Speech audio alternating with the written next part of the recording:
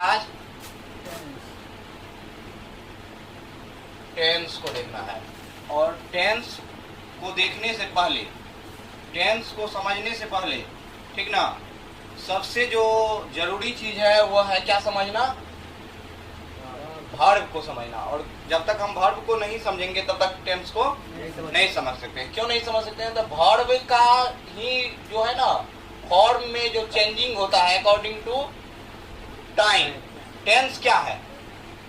Tense क्या है? Verb के फॉर्म में जो बदलाव आता है, जो चेंजिंग आता है, किसके अनुसार?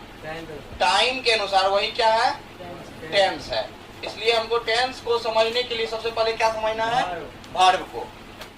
तो वर्ब का फॉर्म से हम लोग कैसे, वर्ब के फॉर्म में चेंजिंग से कैसे टेंस रिलेटेड है? जैसे V1 या V5 अगर रहेगा तो यह सिंपल प्रेजेंट टेंस होगा। यह कौन सा टेंस होगा? Simple present tense. क्या ध्यान दीजिएगा सब आदमी। अगर V2 रहेगा तो सिंपल पास्ट टेंस होगा। कौन सा टेंस होगा? सिंपल पास्ट टेंस होगा। और अगर V3 रहेगा तो किसी न किसी टेंस का यह परफेक्ट होगा। किसका होगा? माने तीनों टेंस में किसी न किसी का परफेक्ट होगा। और अगर V4 रहेगा तो किसी न किसी टेंस का वो क्या होगा? कंटिन्यूअस होगा। ठीक ना? किसी न किसी का क्या होगा? कंटिन्यूअस होगा। यानी V1 या V5 रहेगा तो सिंपल प्रेजेंट टेंस, V2 रहेगा सिंपल पास्ट टेंस, V3 रहेगा तो किसी तीनों में से तीनों का परफेक्ट। तीनों माने तीनों का अर्थ क्या हुआ? प्रेजेंट, पास्ट और फ्यूचर। ठीक ना? प्रेजेंट, पास्ट और फ्यूचर, इस तीनों का परफेक्ट में हम लोग क्या लगाएंगे? वर्ब का तीसरा रूप। यहाँ ध्यान दीजिएगा और जहां समझ में नहीं आए बोलिए। ठीक ना? और वर्ब का चौथा रूप है तो कंटिन्यूअस। यह याद रख लीजिएगा, चाहे वह प्रेजेंट का कंटिन्यूअस हो, पास्ट का हो या फ्यूचर का हो। प्रेजेंट परफेक्ट का कंटिन्यूअस हो या पास्ट परफेक्ट का कंटिन्यूअस हो या फ्यूचर परफेक्ट का, किसी में भी, सब में क्या लगा रहेगा? वर्ब का चौथा रूप। तो हम क्या देख रहे हैं कि वर्ब के फॉर्म में ही जो चेंजिंग होता है वही हमको किसको दिखाता है? टेंस को दिखाता है। और केवल V1 रहेगा तो इसका मतलब सिंपल फ्यूचर टेंस। V1 रहेगा तो सिंपल फ्यूचर टेंस। ध्यान से देखिएगा। इसलिए हमको सबसे पहले वर्ब के बारे में थोड़ा सा जानकारी लेना पड़ेगा। सबसे पहले हमको वर्ब के बारे में जानना पड़ेगा। और आज हम लोग शॉर्टली चलेंगे, पूरा लेंथी नहीं जाना है, शॉर्टली चलेंगे, समझते हुए चलेंगे। और जहां नहीं समझेगा पूछेगा।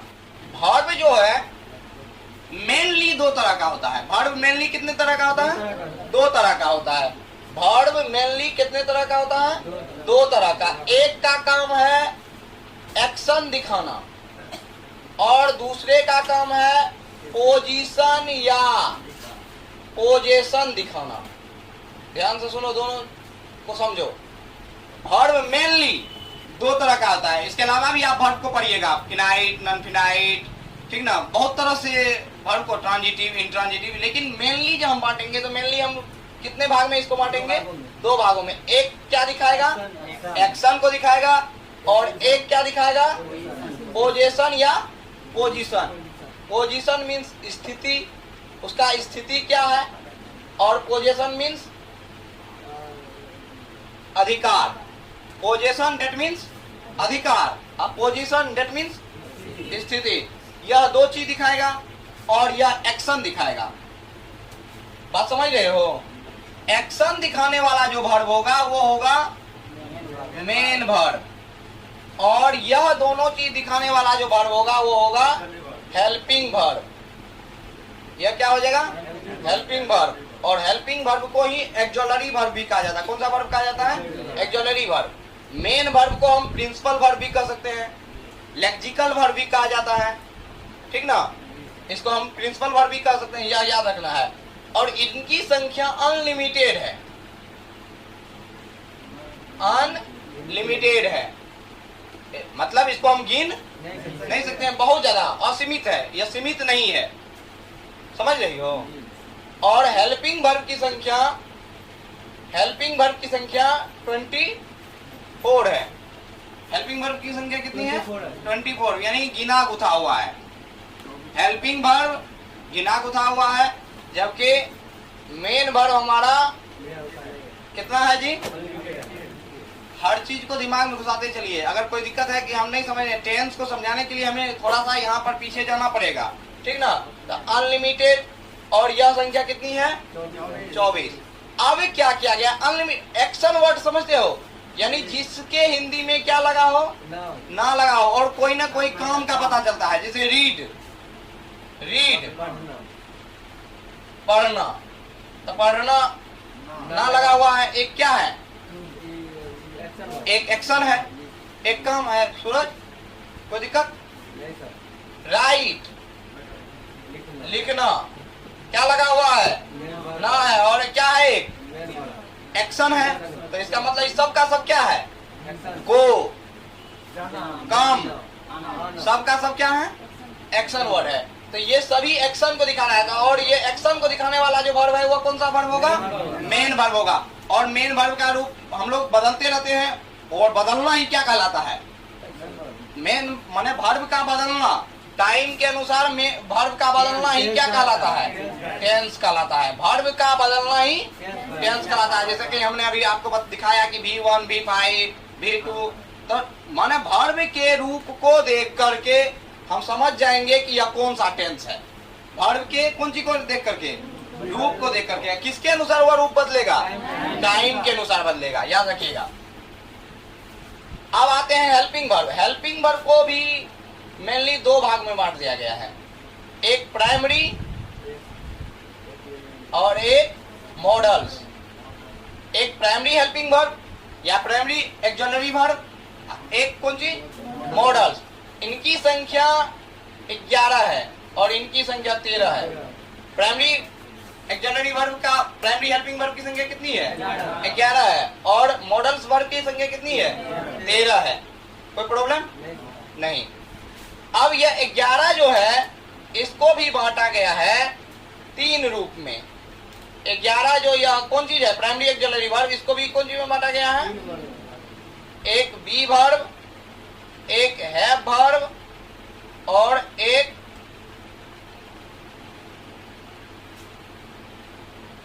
हैव वर्ब, और एक है डू वर्ब। याद रखिएगा, ये बी वर्ब में आ जाता है इज, एम, आर, वाज और वेयर। ध्यान दो एक चीज, यह कौन सा वर्ब का रूप है? Helping verb. तो बी वर्ब के हेल्पिंग वर्ब में आ जाता है is, am, are, was, were. और इसके अलावा बी वर्ब में और क्या आता है? तो बी, बीन और बीइंग, यह भी बी वर्ब का ही रूप है। बी वर्ब का ही यह रूप है, बी, बीन और बीइंग। लेकिन यह हेल्पिंग वर्ब के रूप में नहीं आता है। हेल्पिंग वर्ब के रूप में कौन सा आएगा बी वर्ब में? Is, am, are, was, were. Any problem नहीं। अब आइए हैव वर्ब। हैव वर्ब में हैज, हैव और हैड आता है। और डू वर्ब में डू, डज और डिड। यहाँ तक में किसी को कोई दिक्कत नहीं? तो यहाँ तक पहले उतार लीजिए। क्या देखे थे? B verb. बी वर्ब में क्या सब था? बोलो। Is, am, are, was, were. और हैव वर्ब में क्या सब था? हैव वर्ब में था हैज, हैव और हैड। और डू वर्ब में क्या था? Do, does, did. अब आइए यहीं से हम टेंस को क्लियर करते हैं। यहां से ही टेंस क्लियर होगा, ध्यान दीजिएगा। Is, am, are. सबसे पहले हम इज, एम, आर को लेते हैं। Is, am, are. इसके बाद टेंस में हमेशा वर्ब आएगा। अगर मेन वर्ब अगर इसके बाद आएगा तो ये वर्ब का चौथा रूप लेगा। क्या रूप लेगा?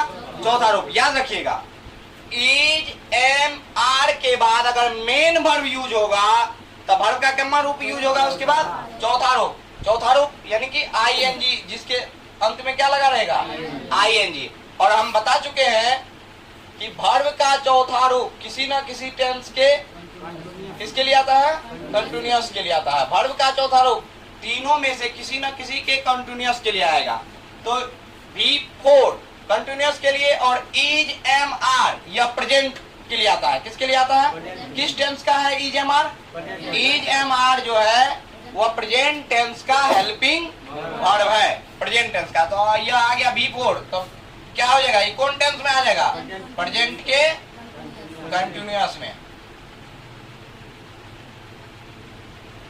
उसके बाद आ जाइए आप हैज और हैव। ध्यान से सुनो, और नहीं आ रहा समझ में बोलो कि सर हम नहीं समझे। क्या समझे? Is am are present tense में आता है। किस टेंस में आता है? प्रेजेंट टेंस में। अगर इसके बाद मेन वर्ब आएगा, अगर हम क्यों लगा रहे हैं?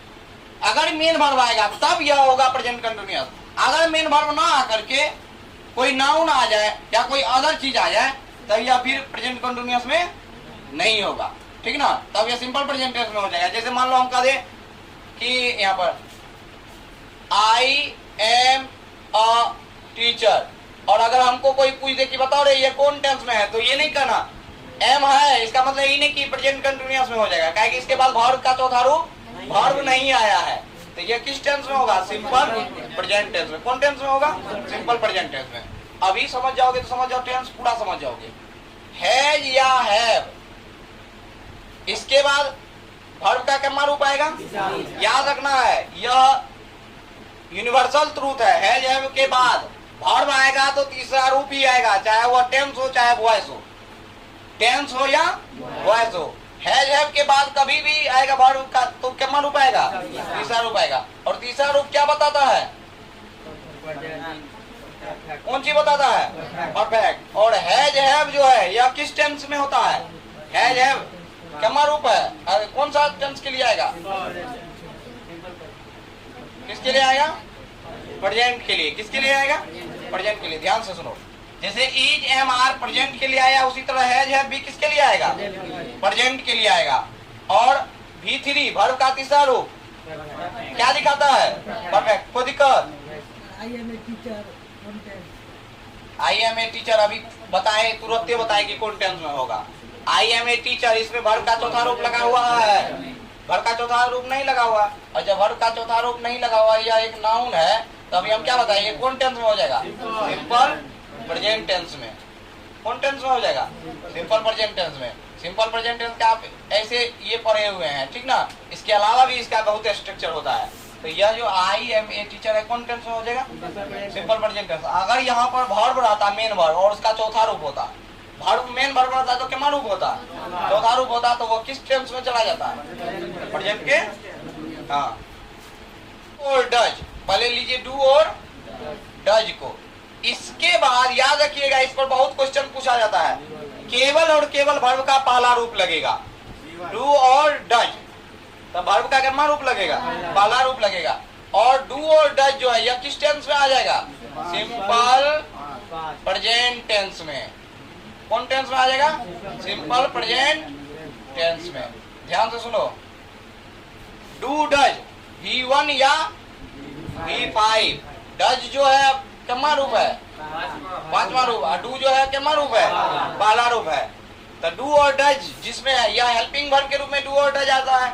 और इसके बाद अगर वर्ब का फॉर्म आता है मेन वर्ब का, तो वर्ब का कितना फॉर्म आता है? पहला रूप आता है। कोई दिक्कत? कोई दिक्कत है किसी को तो बोलो। सिंपल प्रेजेंट टेंस, ये कौन सा टेंस में होगा? सिंपल प्रेजेंट टेंस में होगा। चलिए यहाँ तक पहले क्लियर कर लो। कौन बचा है? वाज या वेयर। तो वाज वेयर के बाद भी हम वर्ब का क्या रूप लगाएंगे? चौथा रूप। क्या रूप? Is am are was were, verb का चौथा रूप। इज एम आर और वाज वेयर सबके साथ क्या लगता है? तो हम अलग इसलिए किए कि वाज वेयर किस में आ जाता है? कौन में आता है? पास्ट में। और पास्ट और V4 क्या दिखाएगा? कंटिन्यूअस। अब फिर हैज हैव के बाद क्या बचा इसमें? हैड, हैड के बाद भी वर्ब का कितना रूप आएगा? तीसरा। क्या हो जाएगा? पास्ट का perfect. V3 that means perfect, V4 that means, और इसमें बचा डिड। डिड के बाद भी वर्ब का पहला रूप, और यह क्या दिखाएगा? Simple past tense. Simple past tense, यह प्रेजेंट दिखाता था, यह पास्ट दिखाएगा। चलिए यहाँ तक क्लियर करो। और एक इसमें बचा हुआ है present perfect continuous, past perfect continuous. तब हम लोग चलेंगे फ्यूचर की ओर। तो ध्यान दो, प्रेजेंट परफेक्ट, प्रेजेंट और परफेक्ट। तो प्रेजेंट परफेक्ट में क्या होता है? देखो, तो प्रेजेंट परफेक्ट के लिए क्या आता है? हैज या हैव। और उसके बाद वर्ब का कितना रूप आना चाहिए? तीसरा रूप। तो वहां तीसरा रूप के रूप में बीन लग जाता है। यहाँ ध्यान दीजिएगा, प्रेजेंट क्या कहते हैं? हैज और हैव। यह हमको क्या दिखा रहा है? हैज हैव, हैज और हैव हमको क्या दिखा रहा है कि किस टेंस में है? हैज और हैव क्या दिखा रहा है? कौन टेंस में है? प्रेजेंट टेंस में। ध्यान से देखो। और V3 क्या दिखा रहा है? परफेक्ट। तो V3 के रूप में यहाँ पर आ जाता है बीन। बीन जो है बी वर्ब का तीसरा रूप है। बी वर्ब का तीसरा रूप क्या होता है? बीन। तो प्रेजेंट हो गया हैज हैव, परफेक्ट के रूप में V3 में क्या आ गया? बीन। और उसके बाद वर्ब का क्या रूप? चौथा रूप का है द प्रेजेंट परफेक्ट कंटिन्यूअस। तो कंटिन्यूअस को कौन सा टेंस, कौन सा रूप दिखाता है? V4। कंटिन्यूअस को वर्ब का चौथा रूप। तो has have plus been plus V4, यह किसको दिखाएगा? प्रेजेंट परफेक्ट कंटिन्यूअस को। कोई दिक्कत? दिक्कत है तो बोलो। आप देखो पास्ट में जाएंगे, आप ही बताइए पास्ट परफेक्ट का क्या होगा? हैज हैव की जगह पर हम लोग क्या लगा देंगे? हैड। उसके बाद क्या लगा देंगे? बीन। और उसके बाद वर्ब का चौथा रूप। तो हैड प्लस बीन, और उसके बाद वर्ब का चौथा रूप। तो यह किस टेंस के लिए होगा? Past perfect. अभी क्लियर कर लो, वहां पे फिर जब बनाना लगेंगे तो तुम लोगों को खुद बनाना है। हाँ बोलो। इम्परफेक्ट इसका नाम होता है, कंटिन्यूअस का। समझा? यानी पूर्ण। परफेक्ट माने क्या होता है? पूर्ण। इम्परफेक्ट माने क्या हुआ? अपूर्ण, जो पूरा न हुआ हो। कंटिन्यूअस माने होता है जारी रहना। इसका मतलब काम पूरा नहीं हुआ है, काम जारी है, काम चल रहा है, ठीक ना, लेकिन खत्म नहीं हुआ। परफेक्ट में हुआ कि काम खत्म हो गया, ठीक ना। तो ये होता है इसका मतलब। अब यहाँ पर समझ गया। अब हम लोग चलेंगे किसमें? फ्यूचर में। अब देखो फ्यूचर में क्या आता है? तो फ्यूचर में हेल्पिंग वर्ब के रूप में सेल, इसको मिटा दें, यहाँ तक कोई दिक्कत? देखो यहाँ तुम्हारा प्रेजेंट कंटिन्यूअस हो गया, प्रेजेंट परफेक्ट हो गया, सिंपल प्रेजेंट टेंस हो गया। कोई दिक्कत? सिंपल प्रेजेंट टेंस का भी हो गया। सिंपल प्रेजेंट टेंस का V1 या V5 अभी नहीं लिखे हैं, वो मतलब यहाँ पर डू और डज है और यहाँ डीड है। इस बात को हम पहले यहाँ तक क्लियर कर दो, उसके बाद समझाते हैं। डू या डज जो है यह हेल्पिंग वर्ब है। हेल्पिंग वर्ब अफर्मेटिव रूप में दो गो टेंस नहीं लेता है, एक सिंपल प्रेजेंट टेंस, एक सिंपल पास्ट टेंस। ध्यान से यह बात याद रखना है कि अफर्मेटिव रूप में दो टेंस हेल्पिंग वर्ब नहीं लेता है। कौन कौन? तो एक सिंपल प्रेजेंट टेंस और एक सिंपल पास्ट टेंस। यह दो टेंस जो है अफर्मेटिव रूप में नहीं लेता है, उसके बाद निगेटिव या इंट्रोगेटिव सब में लेता है। तो यह डू या डज जो है सिंपल प्रेजेंट टेंस का हेल्पिंग वर्ब है। डिड जो है सिंपल पास्ट टेंस का हेल्पिंग वर्ब है। Any problem? तो यह जो है तुम्हारा अफर्मेटिव रूप में यह डू या डज का प्रयोग या डिड का प्रयोग नहीं होगा, लेकिन निगेटिव रूप, इंट्रोगेटिव रूप में होगा। तो सिंपल प्रेजेंट टेंस भी हम देख लिए, पास्ट कंटिन्यूअस देख लिए, पास्ट परफेक्ट देख लिए, सिंपल पास्ट देख लिए। उसके बाद यहाँ पर यही ना बोला ये? अच्छा पहले यहाँ देखो ना, तो हैज हैव किसके लिए आता है? प्रेजेंट के लिए कि पास्ट के लिए? प्रेजेंट के लिए। वर्ब का तीसरा रूप किसके लिए आता है? अब है कंटिन्यूअस। प्रेजेंट परफेक्ट कंटिन्यूअस को हमको दिखाना था। कंटिन्यूअस के लिए वर्ब का कितना रूप आता है? इसका मतलब हैज हैव बीन के बाद वर्ब का चौथा रूप अगर लगा रहेगा तो वो कौन टेंस होगा? Present perfect continuous. बताओ क्या दिक्कत? अब आओ यहाँ हैड हैव के फैमिली में हेड किसका चला जाता है? किस टेंस के लिए? पास्ट के लिए। हेड किसके लिए चला जाता है? पास्ट के लिए। बीन V3 किसके लिए जाएगा? परफेक्ट के लिए। और V4 किसके लिए जाएगा? कंटिन्यूअस। तो ये तीनों मिलाकर के क्या हो गया? Past perfect continuous. कोई दिक्कत? अब हम लोग फ्यूचर का भी क्या होता है? फ्यूचर के पास भी 4 है। अब देखिए सबसे पहले फ्यूचर का जो हेल्पिंग वर्ब होता है वो होता है सेल या विल। अब यहाँ ध्यान दो, सेल या विल एक मॉडल वर्ब भी है। मॉडल वर्ब भी एक हेल्पिंग वर्ब होता है। मॉडल वर्ब भी क्या है? एक हेल्पिंग वर्ब है। तो सेल या विल और मॉडल वर्ब हमेशा वर्ब का, याद रखिएगा, मॉडल वर्ब 13 मॉडल वर्ब है। 13 मॉडल वर्ब का यह आदत है कि अपने बाद वर्ब का हमेशा क्या लेगा? वर्ब का पहला रूप लेगा। क्या रूप लेगा? पहला रूप लेगा। तो यह आ गया आपका सेल या विल के बाद अगर वर्ब का पहला रूप लगा हुआ है तो यह हो गया आपका सिंपल फ्यूचर टेंस। ध्यान देना। अब हम फ्यूचर के किस में जाएंगे? फ्यूचर कंटिन्यूअस में। फ्यूचर कंटिन्यूअस में अब देखो फ्यूचर कंटिन्यूअस तो सेल या विल तो उसका बपोती अधिकार है। फ्यूचर का अधिकार सेल या विल पर बपोती अधिकार है। सेल या विल। अच्छा उसके बाद, अच्छा आप ही बताइए, सेल या विल के बाद वर्ब का क्या रूप आता है? पहला रूप।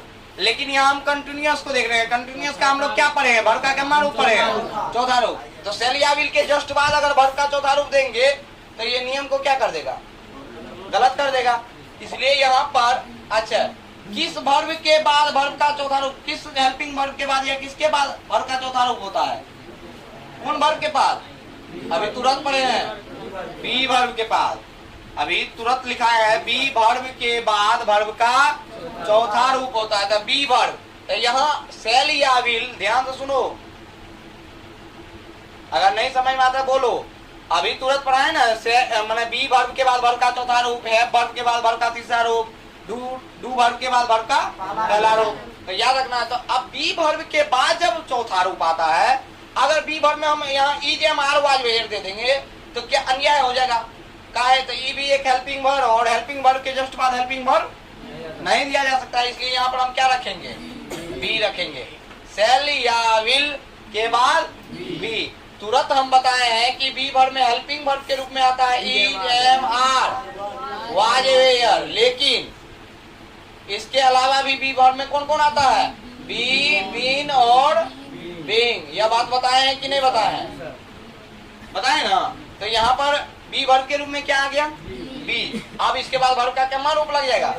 चौथा रूप। क्लियर? अब क्या हो जाएगा? फ्यूचर का अभी फोर क्या दिखाएगा? किसको प्रॉब्लम बोलो? कोई दिक्कत किसी को? अब आइए हम लोग चलेंगे फ्यूचर के परफेक्ट में। तब फ्यूचर परफेक्ट, तब फ्यूचर का बपोती अधिकार किस पर है? सेल या विल पर। और उसके बाद लग जाएगा क्या? परफेक्ट को कौन दिखाता है? हैज और हैव। अब यहाँ पर सर जी हैज क्यों नहीं होगा, हैव ही क्यों होगा? तो आप क्या जानते हैं? सेल या विल के बाद वर्ब का हमेशा क्या रूप होगा? पहला रूप होगा। यहाँ पर भी बी जो है वर्ब का क्या रूप है? पहला रूप है। बी भी वर्ब का पहला रूप है। तो हैव भी वर्ब का पहला रूप है। कैसे? तो आप जानते हैं V1 जो होता है वो हमेशा प्लूरल होता है और V5 जो होता है वो हमेशा सिंगुलर होता है। Any problem?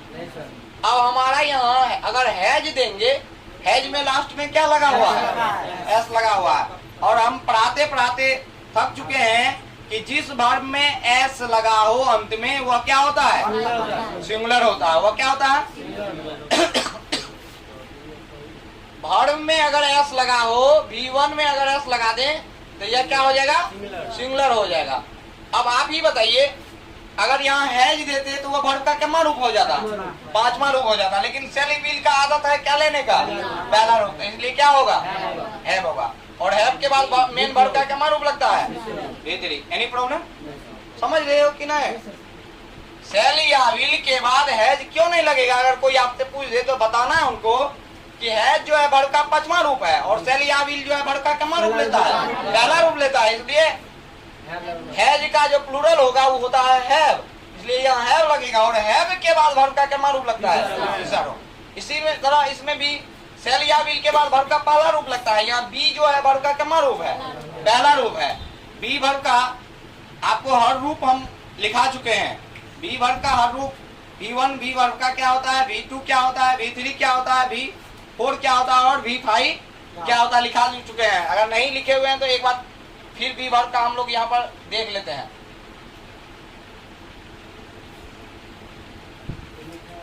हाँ लिखाए हुए हैं, याद रखना है। बी वर्ब का V1 होता है, V1 होता है एम आर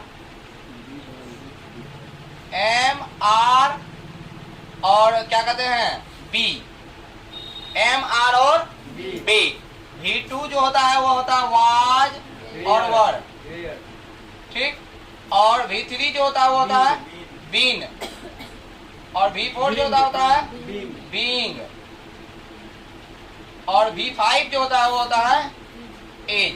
यानी V1 और V5 को जब हम एक साथ रखेंगे तो इज, एम आर और बी, तब बी वर्ब का पहला रूप यहाँ, तो बी वर्ब का पहला रूप हम क्या रखे, बी।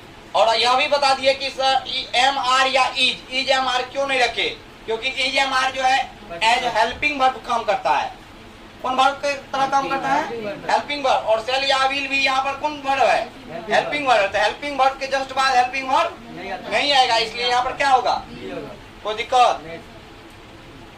चलिए सेल या विल हैव प्लस V3, तो आप ही बताइए क्या होगा, फ्यूचर और परफेक्ट, सब अलग अलग। अब हम लोग future perfect continuous, future perfect continuous, तो वही बात सेल या विल प्लस हैव और उसके बाद क्या लगा देंगे, V4 लगाने के लिए क्या लगाना होगा, काहे कि हैज हैव का आदत बना हुआ है कि वर्ब का कितना रूप लेगा, तीसरा रूप। तो और हमको वर्ब का चौथा रूप देना है, तो वर्ब का चौथा रूप लेने के लिए कौन आएगा, वर्ब का चौथा रूप लेना है तो बीन पहले हम देंगे वर्ब के तीसरा रूप के रूप में। हैज हैव के बाद वर्ब का कितना रूप आता है, तीसरा रूप आता है। इसके बाद हम लोग क्या लगा देंगे, V4, तो ये क्या हो जाएगा, फ्यूचर कोनो दिक्कत, परफेक्ट कंटिन्यूअस। चलिए यहाँ तक लिखो। या अगर आप समझ गए तो समझ जाइए कि स्ट्रक्चर लगभग में आप समझ गए। अब एक चीज बताएंगे, उसी से आपको सब स्ट्रक्चर क्लियर करना है। टोटल 72 स्ट्रक्चर को हम लोग 72 स्ट्रक्चर को न देख करके जो मेन रूप है उसका वो देख लेंगे तो आप 72 स्ट्रक्चर बना सकते हैं। देखियो सबसे पहले हम लोग किस टेंस का बनाते हैं, अफर्मेटिव का बनाते हैं, ध्यान दो। उसके बाद किसका बनाते हैं, निगेटिव का बनाते हैं, ध्यान दीजिएगा। इंटेरोगेटिव का बनाते हैं। तो इंट्रोगेटिव में हम लोग क्या करते हैं, एक यस नो का देते हैं, एक WH क्वेश्चन का करते हैं, ठीक। और फिर इंट्रो का निगेटिव, इंटेरोगेटिव का निगेटिव। ध्यान दो इधर, यहाँ इस चीज को समझना बहुत ही जरूरी है, ध्यान देना।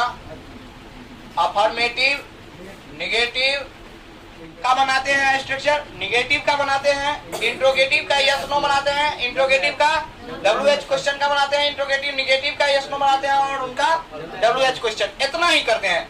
1 2 3 4 5 6, यह 6 से आपको टोटल 72 का बनने वाला है, समझ गए ना। टोटल इसको अगर आप समझ जाइएगा तो आप 72 का खुद से बना सकते हैं। सबसे पहले अफर्मेटिव, तो सबसे पहले हम लोग क्या देते हैं, सब्जेक्ट।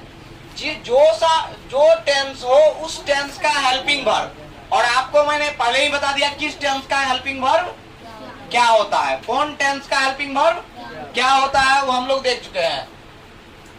प्लस मेन वर्ब, उसके बाद क्या देंगे, मेन वर्ब, यानी किस टेंस में मेन वर्ब क्या लगेगा वो हमको देना है। उसके बाद ऑब्जेक्ट, तब अगर वर्ड हो तो देंगे, नहीं हो तो नहीं देंगे।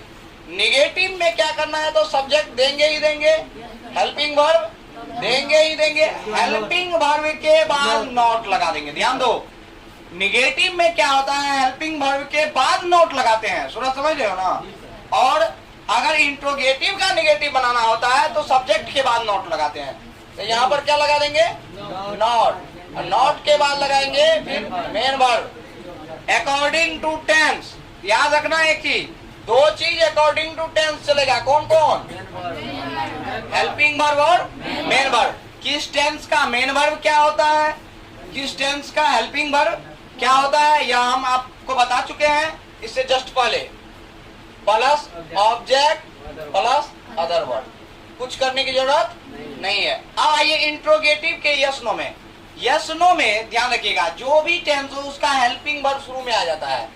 क्या आ जाएगा, हेल्पिंग वर्ब, फिर क्या आ जाएगा, सब्जेक्ट, फिर क्या आ जाएगा, मेन वर्ब, फिर क्या आ जाएगा, ऑब्जेक्ट, फिर अदर वर्ड है तो देंगे, या नहीं है तो नहीं देंगे। लेकिन अंत में क्वेश्चन मार्क देना नहीं बोलेंगे, अंत में क्वेश्चन मार्क देंगे ही देंगे, समझे ना। अब WH में कुछ नहीं होता, यही आप उतार दीजिए और WH वर्ड शुरू में रख दीजिए। क्या रखेंगे, WH वर्ड आपको रख देना है, जैसे व्हाट, वेयर, व्हेन, जो भी आपको दिया हुआ है उसके अनुसार, ठीक ना। प्लस यही उतार देना है, helping verb, subject, main verb, object, other word. ध्यान दो, क्वेश्चन मार्क। अब आएंगे इंट्रोगेटिव के निगेटिव का यस नो, इंट्रोगेटिव के निगेटिव का यस नो। तो इंट्रोगेटिव निगेटिव में कुछ अंतर नहीं, केवल सब्जेक्ट के बाद नोट लगा देना है। केवल क्या करना है, सब्जेक्ट के बाद नोट लगा देना है। तो हेल्पिंग वर्ब बोलो, बहुत बढ़िया, plus subject plus note plus main verb plus object plus other word, वाह। और इसके बाद WH वर्ड,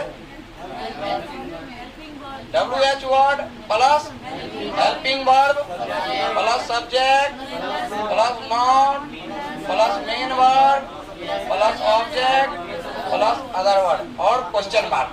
यह छह को अगर आप समझ गए होंगे तो आप 72 बना सकते हैं। 72 में 2 में गड़बड़ाइएगा, एक सिंपल प्रेजेंट टेंस के अफर्मेटिव में और एक सिंपल पास्ट टेंस के अफर्मेटिव में। यानी अफर्मेटिव दो गो, एक सिंपल प्रेजेंट टेंस का और एक सिंपल पास्ट टेंस का।